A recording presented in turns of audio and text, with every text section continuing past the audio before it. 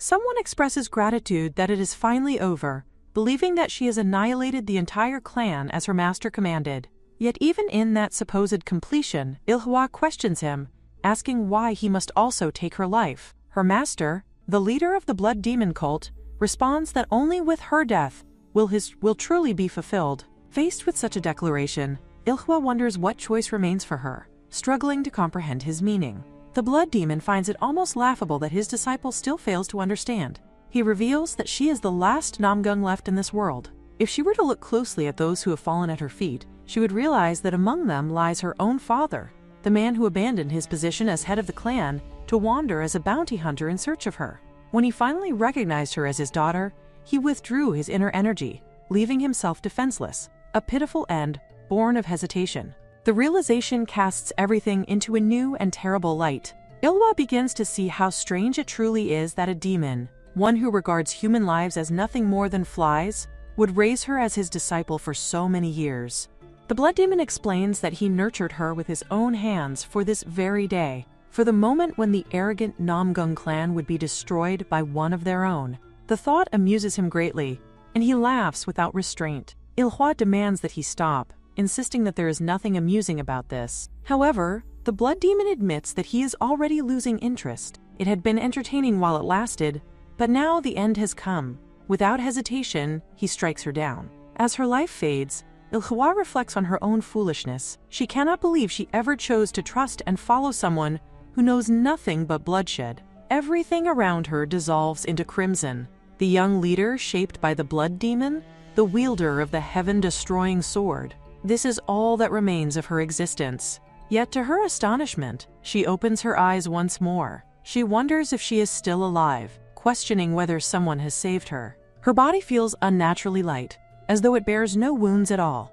When she looks at her reflection in the water, confusion overwhelms her. The face staring back is unmistakably her own, yet it is far younger, no more than a child. At this point in time, she should be around 10 years old. Disturbed by loud noises in broad daylight, she steps outside. What she witnesses appears to be an ordinary scene, yet it unsettles her deeply. Voices carry through the air, speaking of how the Namgung clan has raised the reward for anyone who can find their lost child. Others remark on the clan's persistence, questioning how they could ever locate someone who has been missing for nearly 8 years. The mention of 8 years forces Ilhwa to recall that she had been raised by the blood demon since the age of 5. If the timeline aligns with what she hears, then she is now 13 years old.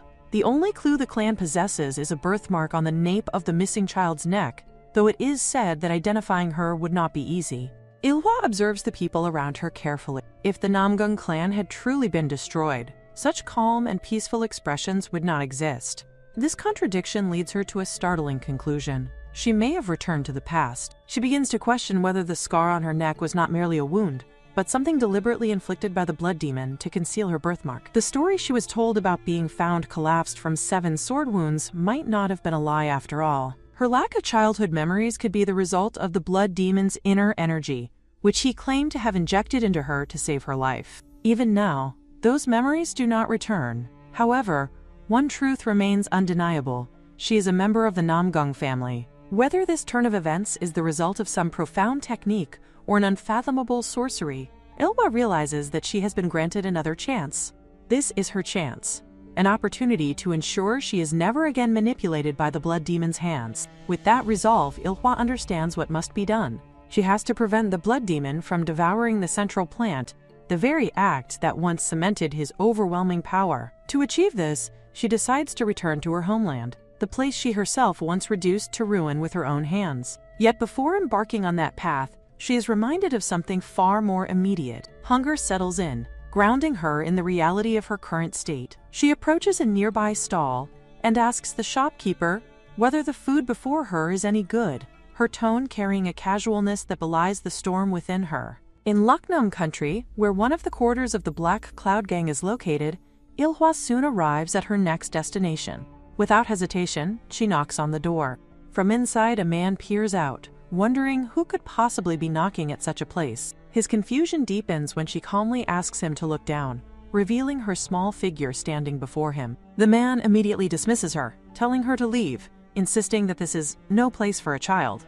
However, Ilhwa remains unmoved. She insists that she has an appointment with the gang leader. Her words strike him as absurd, and he cannot help but think that this brat must have a death wish. To him, the gang leader is not someone one can meet on a whim, especially not a child who dares to speak so boldly.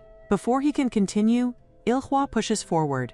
With a single motion, she breaks through the door, the force of it leaving the man utterly stunned. She briefly notes to herself that this must be the extent of strength she can currently exert with her younger body.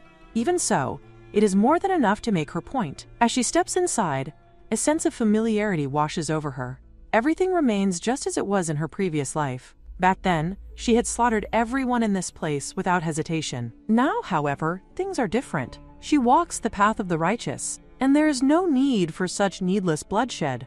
The man, still reeling from shock, attempts to speak, but Ilhwa cuts him off. With a flick of her hand, she throws a stick in his direction, her actions sharp and commanding. She makes it clear that when she speaks, she expects to be understood. He is to inform the gang leader that the young tower master of the Fire Crow Tower has arrived. She has come to collect the item that was promised. Her gaze sharpens as she demands to know the whereabouts of the Great Recovery Pill. Though she now intends to walk the righteous path, she recognizes the contradiction in her action. Before anything else, she must take that pill, steal it if necessary, in order to purge the wicked energy that still lingers within her. The martial arts of the blood cult are achieved through the theft and absorption of blood infused with vital energy. It is only natural that the inner energy of someone who has practiced such forbidden arts becomes corrupted. Because of this, she cannot turn to the Namgung clan. With such tainted inner energy, far from being accepted as a member, she would be fortunate if she were not executed on the spot. What she needs is the Great Recovery Pill, the miraculous medicine that Shaolin has been secretly trading to Huashan. With the Great Recovery Pill, she will be able to expel the corrupted blood energy within her.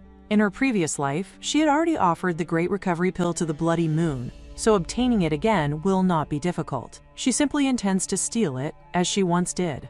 A man approaches and expresses grief over the death of the young tower master of Firecrow Tower. He respectfully asks her to follow him, saying that the granddaughter is waiting. This time, however, she acts for her own sake. She enters and conveys her condolences regarding the young tower master of Firecrow Tower, then greets the leader of the Black Cloud Gang. The gang leader observes her and finds it hard to believe that the renowned young tower master of Firecrow Tower is such a young female warrior. Ilhwa responds with composed courtesy, acknowledging that the presence of the Black Cloud Gang leader exceeds all rumors and is truly astonishing. Despite her politeness, the leader questions why, if she understands proper etiquette, the tower master behaves so unreasonably. She understands his anger. Becoming enemies with both Huashan and Shaolin while attempting to obtain the Great Recovery Pill is no small matter. Standing in the tower master's position, bearing the weight of such hostility, is far from pleasant. Before her stands the gang leader, accompanied by 8 elders and roughly 150 subordinates. Yet now, she presents herself as someone aligned with righteousness. She offers an apology on behalf of the tower master's rudeness and requests that he withdraw his anger. The leader dismisses the need for mere words of apology. Ilhwa counters by implying that when he visits Firecrow Tower in the future, he will be treated with such hospitality that he will not be disappointed. This only provokes suspicion, making him wonder if she considers the Black Cloud Gang to be nothing more than worthless beggars. Ilhwa, however, hopes that the leader does not make a foolish decision, as many subordinates would lose their lives as a result. Her warning causes the leader's anger to flare. He declares that she, as the young tower master, will also have to forfeit her life. At that moment, one of his men charges at her. In response, Ilhwa calmly draws her sword, and in a single swift motion, she eliminates them. She reflects that she has already given them a chance. Witnessing this, the leader is struck with shock, as if thunder has fallen upon him. He briefly wonders if he had let his guard down because she appears to be a mere child. However, he quickly dismisses that thought. He has always been aware of Firecrow Tower's infamous reputation. Not only him, but everyone present had raised their guard and carefully observed the young figure before them. And yet, despite their vigilance, she moves first and overwhelms them. Realizing the danger, the leader immediately calls for a halt. He acknowledges that she is no ordinary child, but rather a master who has undergone rejuvenation. He urges her to sheath her sword and concedes, agreeing to hand over the item she seeks. Thus, Ilhwa successfully obtains the Great Recovery Pill. She notes that the leader makes his decision much faster than he had in her previous life. She thinks it would have been better if he had simply complied when she first spoke reasonably. As she leaves, she begins searching for a place suitable for circulating her energy. While moving, she senses a presence trailing her. She stops, recognizing that whoever follows her has no intention of concealing themselves. Soon, the figure reveals himself. Ilhwa's eyes widen in recognition. Among the clan members stands one of the top 3 masters, Cloud Thunder God. Known for being swift as the wind and destructive as thunder, he is Mugwang, the leader of the Secret Wind Squad's covert forces. Mugwang studies Ilhwa carefully, his presence heavy with killing intent. He demands to know her identity, making it clear that her answer will determine whether she lives or dies. Ilhwa wonders if Mugwang has been on a secret mission all along, and of all times, she has to encounter him now. However, she realizes there is no other way out of this situation. Maintaining her composure, she introduces herself under a false name, presenting herself as Seolhwa of the martial world and respectfully greeting the most esteemed senior, choosing not to reveal her true identity. She understands that deception is her only option to survive. Mugwang studies her silently before descending from the tree. His gaze is sharp, filled with suspicion and faint amusement. He finds her introduction absurd, wondering what kind of strange child would address him as a senior. He has never encountered such a young brat, possessing such an ominous and unpleasant aura, while claiming to be his junior. He questions her age. Ilhwa responds that she believes herself to be 13 years old. Her answer causes a flicker of confusion to pass through his eyes, as if he cannot comprehend whether she truly knows what she is saying. The inconsistency in her tone makes him question whether she even knows her own age. She calmly explains that due to an accident, she lost all memories from before the age of 5. Because of this, she can only estimate her age based on what others have told her. Mugwang's gaze shifts, noticing the scar on her neck. He asks how she came to bear such a mark. Ilhwa gives a vague reply, stating that she does not know. Unsatisfied, he continues his questioning, asking who taught her martial arts. She answers that until now, she has been serving the Tower Master of Firecrow Tower. This revelation causes a subtle change in his expression, as he remarks that it seems she will no longer be doing so. Ilhwa states plainly that the Tower Master attempted to kill her. Mugwang then brings up the matter of the object she carries, noting that something taken from the Tang family could very well become poison to her. Despite the warning, Ilhwa insists that even if it is dangerous, she needs it in order to expel her corrupted inner energy. This answer piques his curiosity. He begins to question why she would want to rid herself of her own power. Ilhwa explains that if she were to return with such tainted energy, her family would not accept her. Mugwang then asks whether she even knows where her hometown is. Ilhwa replies that according to faint, fragmented memories that occasionally surface, it is located in Hefei, within Anhui province. At this, something shifts in Mugwang's expression. Of all the places she could be heading toward, that location happens to be where the main house of the Namgung clan resides. He thinks for a while before concluding that it is good. He will personally help her.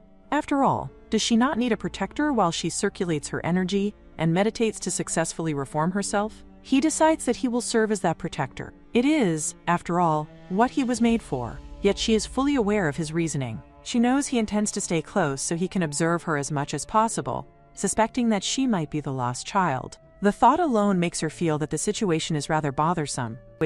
The scene shifts abruptly to a tense confrontation.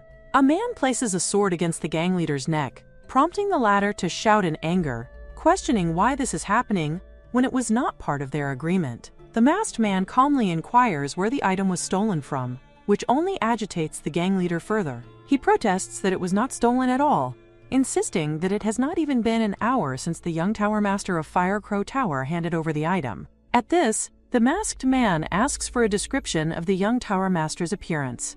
The gang leader replies that it was a girl, seemingly around 10 years old. This revelation causes the masked man to glance at his companion, quietly suggesting that they should leave at once. After their departure, the gang leader recalls the words of the young Tower Master. She had instructed that once she left, he should order his subordinates to evacuate and flee as far away as possible. Firecrow Tower assassins, she had warned, would soon descend upon this place. The gang leader finds himself puzzled, wondering why assassins would attack when the item had already been handed over. Yet she had clarified that she was no longer affiliated with Firecrow Tower. Before long, they would come to subjugate the Black Cloud gang, and afterward Firecrow Tower would approach him under the guise of offering assistance with recruitment. In truth, their intent would be to kill him and assess the strength of the Black Cloud gang. She had urged him not to be deceived by them. With that, she handed him a paper, explaining that it was meant for 7 days later, and that he must act according to what was written on it. It was, she claimed, the only way to protect the Black Cloud gang from Huashan and Shaolin. Left alone with these thoughts, the gang leader cannot help but marvel at how frightening the child is, wondering just how many steps ahead she is capable of seeing. The scene then cuts to Mogwang, who shows Ilhwa the location he has found. The area is hidden, with no clear paths leading to it, surrounded by dense vegetation that makes it difficult to discover. It is, in every sense, the perfect place. Ilhwa questions whether he is truly certain about this, about acting as her protector while she circulates her energy and meditates. She cannot understand why he would go so far as to help a girl he has only just met, especially when he is not even certain that she is the family head's granddaughter, and yet he seems so devoted. Mogwang admits that her doubts are reasonable. However, he explains that he has his own way of seeing things. He has always despised children who carry a filthy aura like the one she had, yet he finds it admirable that she is actively expelling that impure inner energy. At the same time, he finds it pitiful that her wish is simply to return to her hometown. He tells himself not to dwell too much on every detail, nor to focus on what may come later. What matters now is that she is on the verge of being reborn. Ilhwa expresses her gratitude for everything, for finding this secluded place, for accompanying her, and for his help. Her words bring him a sense of quiet satisfaction. He reminds her not to die, and offers his assistance should she need it. However, she turns away, indicating that she will manage on her own. Mogwang then comments that once she is reborn, she should change her stiff manner of speaking. Although she appears to be no more than a 13-year-old child, she shows no trace of childish charm. He remarks that she will soon reunite with her parents, and it would surely break their hearts if their long-lost child behaves so rigidly. Ilhwa acknowledges his words before stepping into the cave. Before she disappears completely, Mogwang asks whether she has a favorite food. She answers simply that it is tanghulu. Her response leaves him momentarily saddened, as it reveals that she does possess at least one childlike trait. Standing alone outside, he quietly resolves that he will see her again, alive. Meanwhile, inside the cave, Ilhwa prepares herself and is just about to take the recovery pill. Profound power surges within her like an endless ocean. If blood is like the current of a river, then pure inner power is like a vast, boundless sea. Ilhwa understands that she must remain focused. Even the finest medicine can turn into poison depending on the circumstances. If she fails to properly expel the blood, or if the energies become entangled, she could fall into deviation. She pushes herself further, knowing she must act faster and more fiercely, leaving not even the slightest trace of blood behind. She continues relentlessly. This power, after all, was cultivated by feeding on blood. Even when she tries to cast it off, it clings stubbornly to her, refusing to disappear. It feels no different from the blood demon who controlled her all this time. She refuses to be manipulated by him ever again, at least not in this lifetime. With that resolve, she continues her meditation, determined not to let things unfold according to his will. Outside, Mogwang senses that it should be about time for her to emerge. Concern lingers in his mind. He wonders if anything might have gone wrong, if her meridians have twisted, or if she has fallen into deviation. A trace of doubt crosses him, as he questions whether it had been a mistake to send such a small child into this ordeal alone. At that very moment, he rises to his feet. She is alive. A quiet sense of awe washes over him as he regards her, thinking what an extraordinary child she is. As Ilhwa steps out of the cave, he acknowledges her effort, recognizing that she has successfully expelled the unpleasant, corrupted inner energy. Even he feels refreshed simply witnessing it. Ilhwa attributes her success to him, expressing that it was possible because he stood guard. In response, Mogwang hands her something. She looks at it with curiosity, wondering what it is. He explains that it is a commemorative gift, something to mark her survival and safe return. He suggests that she open it. Not only has she expelled the corrupted energy, but she has also accumulated inner power, making what remains entirely her own. Given her age, it is a truly remarkable achievement. When she finally looks inside the bag, her eyes brighten instantly. Noticing her reaction, Mogwang remarks that it seems she likes it very much. Ilhwa expresses her gratitude, but he shakes his head, saying that he should be the one giving thanks for the simple fact that she did not die and managed to come out alive. He then suggests that they head to the village. It has been 3 days since she last washed, so she should soak herself in warm water first. Without hesitation, he lifts her up, mentioning that it has already been 3 days since she entered the cave. He asks whether she feels hungry and promises to introduce her to the town's specialties, urging her to hold on tight, since he will not notice if she falls. With that, he dashes forward swiftly. As they move, Ilhwa gazes at the passing scenery with quiet amusement. At last, she has arrived. The scene shifts once more. Food is placed before her, but instead of a lavish spread, there is only a simple wooden tray holding plain noodles. This makes Ilhwa quietly wonder whether he truly considers this a specialty. Mugwang insists that he specifically ordered extra portions so she can eat to her heart's content. However, she calmly tells him that she has already lost her appetite after eating something sweet earlier. Seeing her reaction, he questions her, asking what she believes is the most common type of food at an inn. She replies that it would be dumplings and thin noodles, simple dishes one can find anywhere. To earn a true reputation through food, she implies, it must be something beyond the ordinary. Mugwang challenges her perspective, pointing out how difficult that actually is. This is, after all, a place where people claim they can glimpse the afterlife after eating here, even without any expectations. Ilhwa reflects that she has already experienced something akin to the afterlife, thanks to the Great Recovery Pill. Still, Mugwang urges her to at least try it, confidently claiming that once she takes a bite, she will end up begging for more. Despite her initial reluctance, she finally gives in and tastes the food. Soon enough, she begins eating more. He watches with satisfaction, certain that the flavor is exceptional. The way she eats prompts him to gently pat her head, telling her to slow down and enjoy it, assuring her that he will continue ordering food until she is completely full. Ilhwa looks at him with a faint sense of admiration. Not long after, the scene shifts, as several individuals begin leaving the inn. Mugwang's attention sharpens as he observes them. He turns to one of his men and asks whether all the rats have been dealt with. The man responds affirmatively, addressing him as captain. He notes that, judging by their skills, they were no ordinary individuals, yet the insignia they bore was unfamiliar in this region. Mugwang remarks that there is much to report to the family head, suggesting that they should depart. The man then asks whether he intends to leave the child behind. Mugwang replies that it is sufficient for one person to inform her. She is not so fragile that she would come to harm wherever she goes. In any case, he concludes, they will meet that child again soon. At the Heavenly Tiger Hall, tension hangs thick in the air as voices rise among the gathered members of the Namgung clan.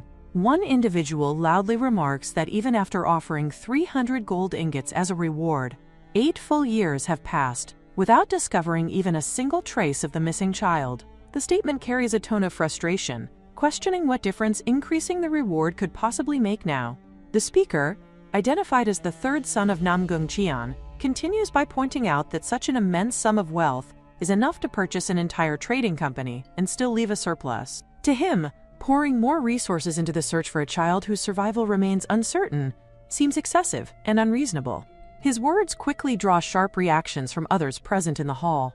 Someone cautions him to watch his speech, reminding him that if his elder brother were present to hear such remarks, the emotional blow would be devastating. The third son, however, remains firm, expressing that his elder brother's prolonged absence has placed an overwhelming burden on the shoulders of the second son, who has been left to manage all clan affairs alone. Before the situation can escalate further, a commanding voice cuts through the hall, bringing the discussion to an abrupt halt. The speaker is none other than the head of the clan, the Heavenly Dragon Sword Emperor, a figure of immense authority and one of the 10 absolute masters in the world. With calm, yet imposing presence, he acknowledges that the third son's reasoning contains some truth. It has indeed been 8 years since the eldest son departed under the pretense of escort agency work, driven by his relentless determination to find his missing daughter. Because of this, the position of young clan head has remained vacant for an uncomfortably long time, leaving a noticeable void in the clan's structure. Despite acknowledging the logic, the emperor presses further, questioning whether the third son's sentiments stem from resentment toward his elder brother. The third son quickly denies harboring such feeling, insisting instead that the situation has simply reached a point where change is necessary. However, the emperor challenges him with a more personal perspective, forcing him to consider whether he would be able to utter the same words if it were his own daughter who had disappeared. Faced with this question, the third son is struck by the shallowness of his earlier reasoning and falls into silence. The emperor reprimands him, emphasizing that having the ability to speak does not grant the right to do so carelessly. While maintaining his outward composure, he internally acknowledges that the dissatisfaction expressed by the third son is not isolated. Others within the clan likely share similar sentiments, and it is highly probable that someone deliberately used the easily influenced third son as a mouthpiece to voice their hidden intentions. Recognizing the potential danger of such undercurrents, the emperor understands that this growing unrest cannot be ignored indefinitely, though the solution remains unclear. At that moment, an interruption arrives as someone announces that the child has just crossed the clan's threshold. Mugwang acknowledges the report, and the emperor immediately orders the assembly to disperse. As the hall begins to empty, Mugwang is approached with a question about whether the child has truly arrived. He confirms it, describing the newcomer as a small yet prickly figure who will soon make her appearance. Nearby, the chief steward reflects on the sudden end to the meeting, suspecting that it is also connected to the child's arrival. Mugwang agrees with this assessment, just as the long-awaited figure finally appears. Ilhwa steps into the hall, her presence instantly drawing attention. The chief steward, upon seeing her, is overwhelmed with emotion as memories flood back. Memories of a time when she would affectionately call him grandfather, and when he would lift her into his arms without hesitation. His composure falters as tears well in his eyes, but Mugwang quickly intervenes, cautioning him not to jump to conclusions prematurely. Ilhwa now stands before the heavenly dragon sword emperor, her small figure facing one of the most powerful beings in the world.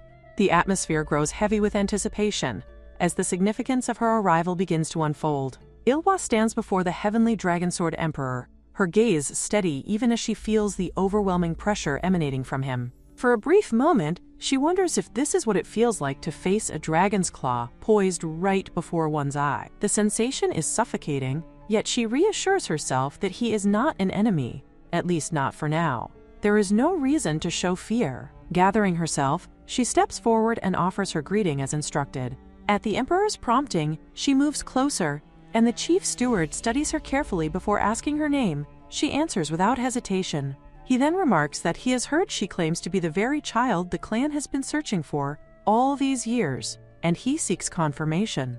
Ilhwa calmly affirms that this is indeed her claim. The steward continues, explaining that the missing child is known to bear a birthmark on the back of her neck. He questions whether Ilhwa can confirm the existence of such a mark. She replies honestly that she does not know. She explains that she came here not because of physical proof, but because of faint memories that resurfaced memories of her childhood within the clan. Curious, the steward asks her to elaborate on these memories. Ilhwa describes a vivid scene etched into her mind, a tranquil path lined with blooming poppies set beside a pond where willow trees draped their long branches over the water. She recalls walking along that path as a small child, her hand clasped around someone else's. She cannot remember whose hand it was, only that it was large, firm, and radiated a comforting warmth. Her own hand had been so small that she could only grasp a single finger, yet the feeling of safety had been unmistakable. At her words, the emperor finally shows a shift in expression, acknowledging the peculiarity of her recollection. He notes that within the clan, there is only one place that matches such a description: the private garden of the family head. Ilha listens quietly as he speaks, her thoughts drifting back to that memory. At the time, she had believed what she saw to be mere illusions caused by the poisonous properties of the poppies. In an attempt to dispel those visions, she had set the entire flower garden ablaze. Only after the flames consumed the blossoms did the hallucinations fade. She then explains that she has no memories from before the age of 5. What she has shared is all that remains to her, and she asks whether it is enough. The emperor, however, responds with measured skepticism. He points out that poppies can be found throughout the central plains, and ponds and willow trees are hardly rare, especially for families of considerable wealth. He questions whether such a memory alone can truly serve as proof of her identity. Ilhwa, unshaken, expresses her confusion. She questions why the burden of proof lies solely on her, when it is the clan that has been searching for the lost child. She had come to the Namgung household believing there would be a way to confirm her identity, and she wonders if that assumption had been mistaken. Nearby, Mugwang grows visibly distressed, nearly panicking as he attempts to intervene and smooth over the situation, fearing that her words may have crossed a line. However, before he can fully interject, the emperor suddenly begins to laugh. The tension in the room shifts as his laughter breaks the rigid atmosphere. He acknowledges that Ilhwa's words are not without merit, He admits that there is currently no definitive way to prove her identity. Therefore, he declares that she will remain within the clan for several days, during which time her identity will be verified. Until then, a conclusion cannot be reached. Ilhwa accepts this decision without resistance. The emperor then issues an order for a room to be prepared for her, ensuring that she will be accommodated during her stay. As arrangements begin to unfold, the weight of uncertainty lingers in the air, signaling that her presence within the clan is only the beginning of something far more significant. The Heavenly Guest Pavilion, a place reserved for only the most distinguished of guests, stands in quiet grandeur. About a year has passed since it last received a visitor. When the family finally gives the order to open its doors once more, it is not for a heralded dignitary or a renowned figure, but for someone who arrives without a word. The identity of this guest turns out to be a child, a fact that leaves the butler of the estate utterly bewildered. Ilhwa, calm yet observant, appears unfazed by her surroundings. Meanwhile, Mugwang thinks to himself that she might very well have wandered around on her own without assistance. The butler, however, remains deeply conflicted. He recalls Stuart's strict warning. He must not ask who the distinguished guest is, nor inquire about the purpose of their visit. Under no circumstances is he to seek out any information about them. Though he had accepted these orders, he never once imagined that the honored guest would be a mere child. Despite his confusion, the butler fulfills his duties with utmost precision. He informs Ilhwa that even when the distinguished guest is not present, the pavilion is cleaned 5 times a day and the bedding is changed daily. He assures her that if she requires anything at all, she need only call for a servant. The warriors of the inner hall stand guard around the Heavenly Guest Pavilion at all times, ensuring that her safety is beyond question. He also notes that he has heard she has not eaten and assumes she must be hungry. With that, he has already instructed the staff to prepare a meal for her. At the mere mention of food, Ilhwa turns toward him, her eyes lighting up with visible excitement. Soon enough, the meal is brought before her. She gazes at it with curiosity,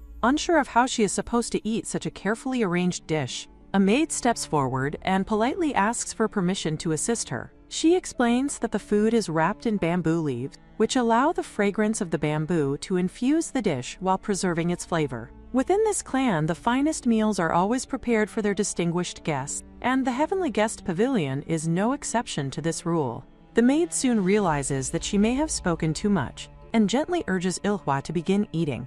As Ilhwa tastes the food, the maid cannot help but wonder how someone so adorable has come to be a guest of such importance. She quietly asks if the meal suits her taste. Ilhwa continues eating and expresses that it is indeed delicious. Later, as the day settles into stillness, Ilhwa lies upon the bed, reflecting that she may have eaten too much. Her gaze drifts around the room, taking in every detail. She thinks to herself that she has finally returned to the family. Every place and every person seems exactly as she remembers them, yet everything also feels strangely different. In particular, Amun and Yum stand out in her thoughts, as they are not quite the same as she recalls from her past life. With a lingering sense of determination, she seeks out the steward once more.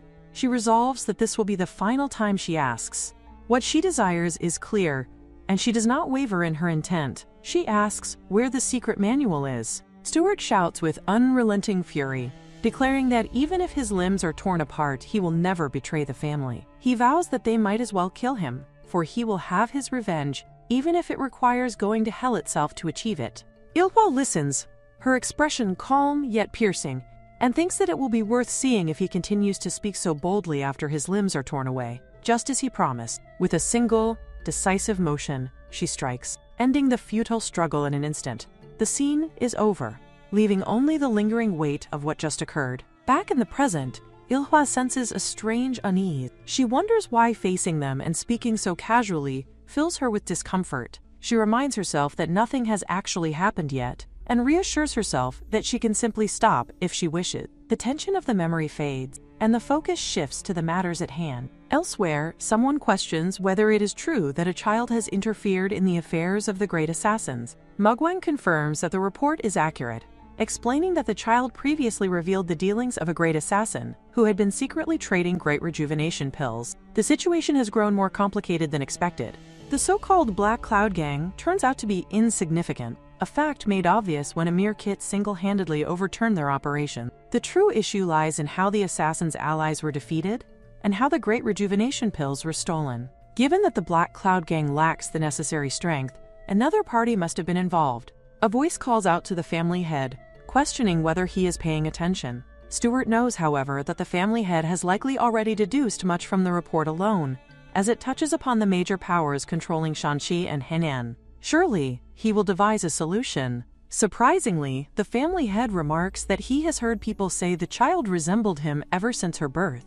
At first, he could not understand how the palm side mark could reflect him, but seeing her now, grown yet still a child, he finally comprehends. Those present notice the family head lost in thought. Stuart quietly notes that, to be honest, she is not fully grown yet. Mugwang questions whether it is too early to confirm she is truly his granddaughter. The family head reflects that even from the start, granting her the Heavenly Guest Pavilion might have seemed excessive. But in his view, forming a lifelong bond requires little, just sharing a single cup of water. How then could he fail to recognize someone sharing his blood? Calling the pavilion excessive is incorrect. In truth, it is far from sufficient. He turns his attention to Mugwang, inquiring if he has investigated the place called the Firebird Tower. Mugwang confirms that after dealing with the persuaders, he sent subordinates to the location and expects to receive a report soon. The Emperor contemplates the possibility that the child may harbor ulterior motives. He wishes to believe in her innocence, yet a child who once led an unknown faction like the Firebird Tower could not easily be trusted. Even if she is of their bloodline, there is no certainty her heart aligns with the family. Her words about wanting to return home could be false. Yet he acknowledges that giving up the internal energy she has cultivated is no easy feat. Even he, in her position, would have struggled. Choosing the clan, sacrificing personal power, suggests a purity of intent that is difficult to doubt. Stuart wonders aloud whether the Emperor has grown attached to the child through their interactions. Mugwang scoffs, insisting there is no attachment, that it is nothing of the sort. Stuart advises the Emperor that if there is still doubt, he could directly ask the child about the Hwasan affair. The family head, following tradition, customarily treats the guest of the Heavenly Guest Pavilion to a meal. This presents the perfect opportunity to gauge her honesty. Whether he tests her or not will depend on that occasion. Mugwang attempts to mutter that the Emperor can probably just trust her. But the Emperor's attention is already fixed on the thought of sharing a meal with his granddaughter. The anticipation is unmistakable. He is truly looking forward to it. She feels this energy, and they give it as well. But its nature is different from the internal energy of the blurred arts. This pure energy circulates throughout her body, refreshing every meridian point. Her current state is only this. But compared to that energy that once surged while craving the scent of blood, this is far easier to handle. She has already reached the Hwagyong stage in her past life, so she should be able to reach it much faster in this life. She knows that she must accomplish this. As she meditates, she remains aware that she has not even formally learned the family heart technique, so she must not recklessly increase her internal energy. At the very least, the 3 people she met today in the hall would find it strange if her internal energy were to rise suddenly. No matter how impatient she becomes, she cannot break the trust she has not even earned yet. It is painful to pretend that she does not know what she had thoroughly researched in her past life. Suddenly, a maid appears outside, asking Ilhwa if there is anything she needs. Ilhwa responds by asking whether there is a training ground she can use. The maid explains that a private training ground is available inside the Cheonggekwan and offers to escort her there. Ilhwa then asks whether there are any other training grounds besides the private one. The maid replies that honored guests may freely use any of the outer halls, training grounds, and offers to escort her to the nearest one. Hearing this, Ilhwa decides that it is unnecessary for the maid to accompany her, as she will go alone. If she cannot work on her internal energy, then she has no choice but to train her external parts instead. Rather than practicing alone in a private training ground, it would be better to train among the other trainees than to merely swing her sword in isolation. Even if she happens to use the family swordsmanship, she knows she cannot simply make the excuse that she was coping, yet she comes to realize that they seem willing to let outsiders witness a portion of their training. Even if they only reveal the basic swordsmanship of the outer hall, the family is undeniably bold. She finally arrives at the place, the training ground of the Red Dragon Brigade, one of the 6 brigades. Before her, men are diligently practicing their swordsmanship. In essence, these individuals are the roots that support this family. They are the ones destined to become the foundation of the family's future strength. Their clean and spirited movements reflect countless hours of practice and discipline. However, This is not the true way of the sword. They have merely learned the movements, not the essence of the sword itself. She finds herself wondering if they have ever fought in a real battle. On an actual battlefield, they would likely die before they even had the chance to use their techniques. This thought draws a sigh from her. They still have a long way to go. For now, she decides it is best to focus on her own training. Just as she is about to pick up a sword, someone calls out to her, questioning what she thinks she is doing by trying to touch it. He makes it clear that it is not a toy meant for children.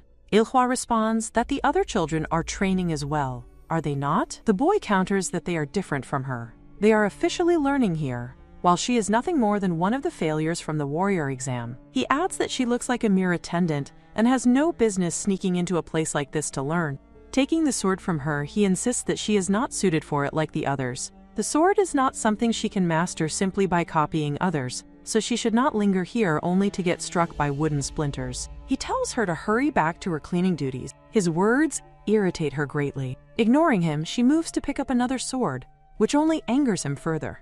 As he reaches out to take it from her, she effortlessly dodges. This causes him to shout furiously, scolding her for ignoring an adult speaking to her and questioning her manners.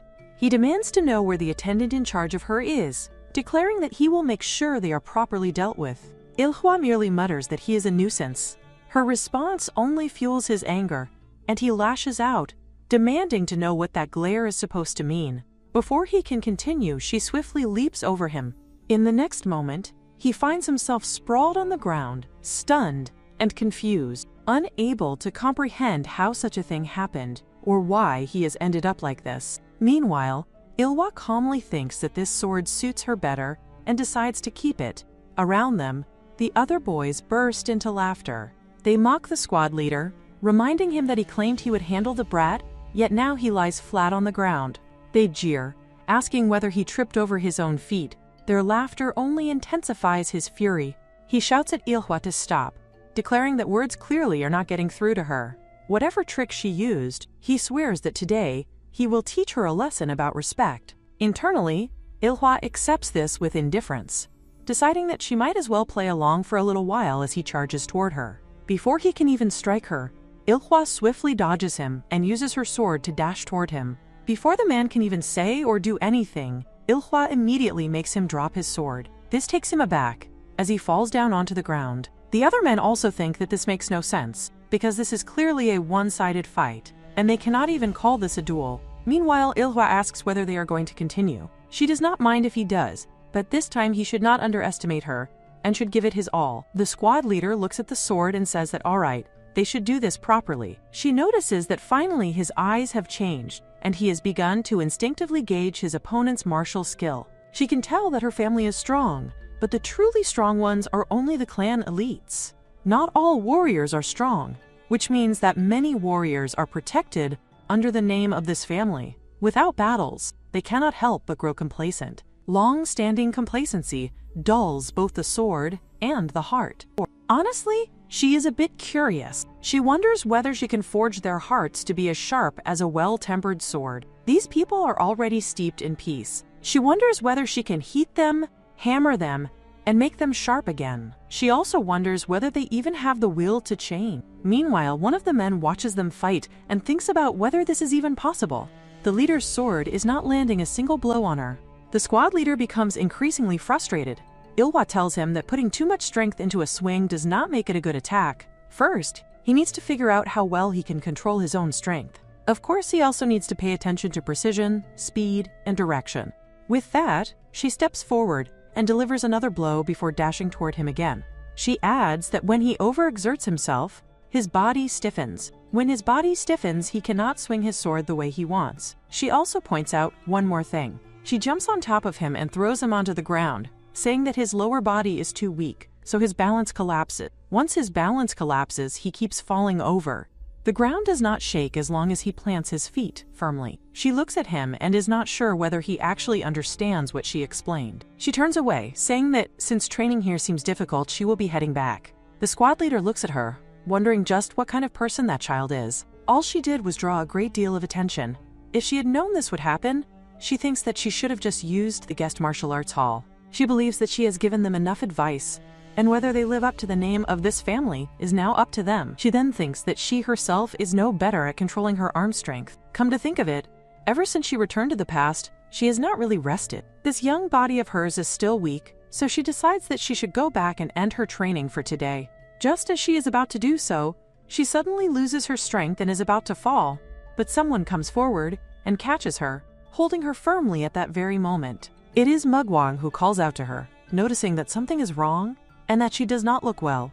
Ilhwa tells him that she is fine and that she only felt slightly dizzy for a moment. But before she can take another step, Mugwang suddenly moves forward and lifts her into his arms. She asks him to let her down, yet she cannot do anything, as he insists that if she is sick, then they need to find out the reason for her illness. Ilhwa asks where they are going, and he explains that, at a time like this, what she needs is a professional examination. Finally, they arrive at their destination.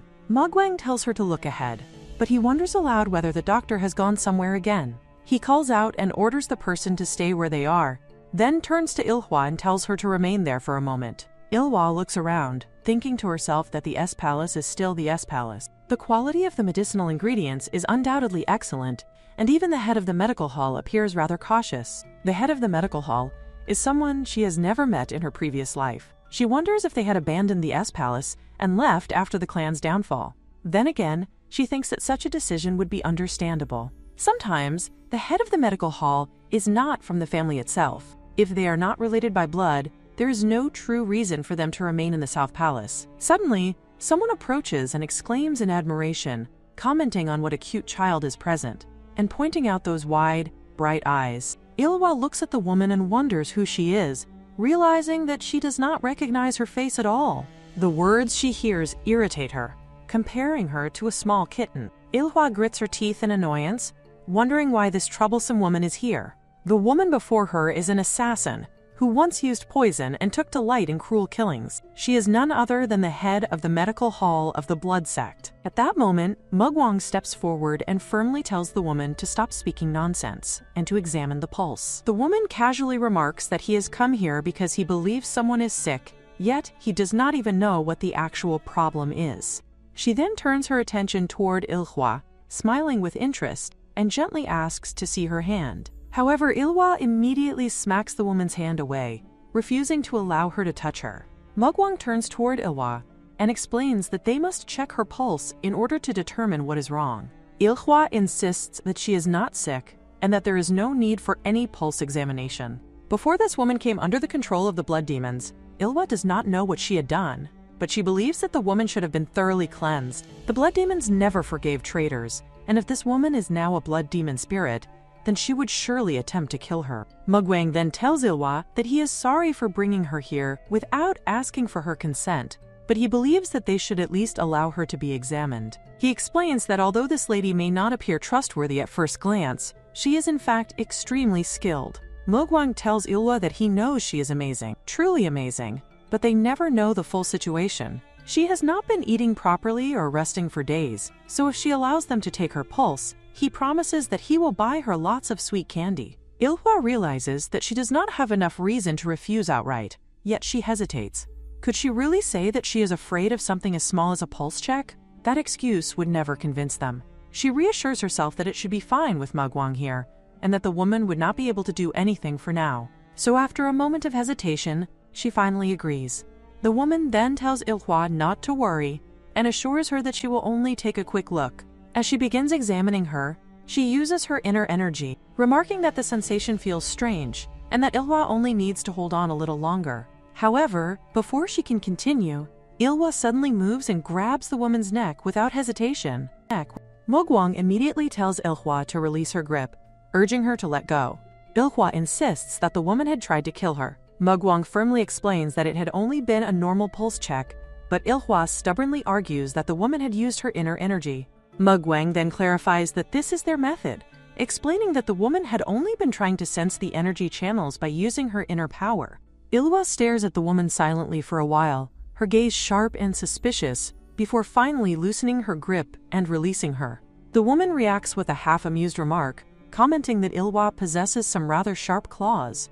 Meanwhile, Mugwang observes the situation closely. The moment the head of the medical hall moves her inner energy, Ilhwa immediately reacts by extending her hand. The killing intent that radiates from her is incredibly intense, far stronger than what one would usually sense from an ordinary assassin. When she decides to kill, she shows no mercy. In that instant, her movements give the impression that she has taken countless lives before.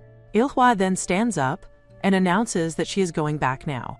As she begins walking away, the woman turns toward Mugwang and asks how he ended up picking up such a stray cat. Mugwang honestly admits that this is the first time he has encountered a creature like her as well. He then asks the woman about the pulse examination and whether Ilhwa's health is all right. The woman responds by pointing out that he has just witnessed how lively Ilhwa appeared. The moment had been far too brief to accurately assess her condition, so she cannot be entirely certain. However, from her observations, it appears that Ilhwa has been scavenging for food recently, as she does not resemble someone who would sit around idly without doing anything. The woman then reminds Mugwang that despite her casual appearance, she is still a doctor responsible for the 7th heavenly pulse. With only that brief examination, she tells him to bring Ilhwa back later, as they need to properly examine her condition. She adds that something within Ilhwa feels unstable, like a surge of power that is on the verge of exploding inside her.